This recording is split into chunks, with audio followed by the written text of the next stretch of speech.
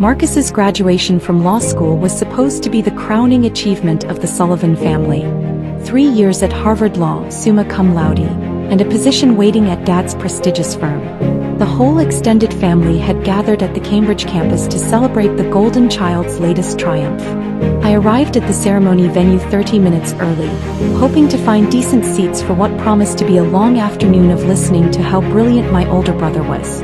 Anna. Mom spotted me immediately, though her smile seemed forced. You actually came. Of course I came. It's Marcus's graduation. Well, we know how busy you've been with your government work. The way she said government work made it sound like I was processing parking tickets instead of working in national security. Dad appeared beside her, adjusting his tie. Anna, good to see you. How's the job in Washington? It's going well. Still doing that policy analysis thing? This from my Uncle Robert, who'd never quite understood what I did for a living beyond knowing it involved the federal government and a security clearance. Something like that. The truth was more complicated. For the past 3 years, I'd been working as a senior advisor on national security policy, reporting directly to the National Security Council. My clearance level was higher than most cabinet members, and my recommendations influenced decisions that affected global politics. But explaining that to my family had always been impossible. Partly because of classification restrictions and partly because they'd never shown much interest in my career.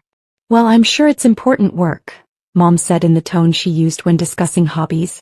Marcus is so excited about joining the firm. He'll be making partner track in just a few years. The conversation was interrupted by Marcus himself, resplendent in his graduation robes and radiating confidence.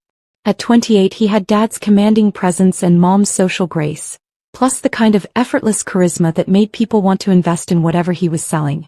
Anna.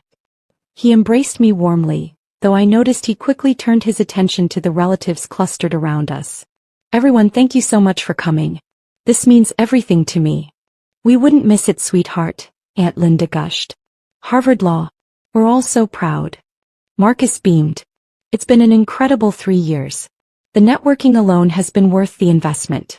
I've already got connections at 3 Supreme Court justices' chambers. The family murmured appreciatively. This was vintage Marcus. Always working the room, always positioning himself as the center of attention. What about you, Anna? Uncle Robert asked. Any exciting developments in your government work? Before I could answer, Marcus jumped in. Anna's been doing great work in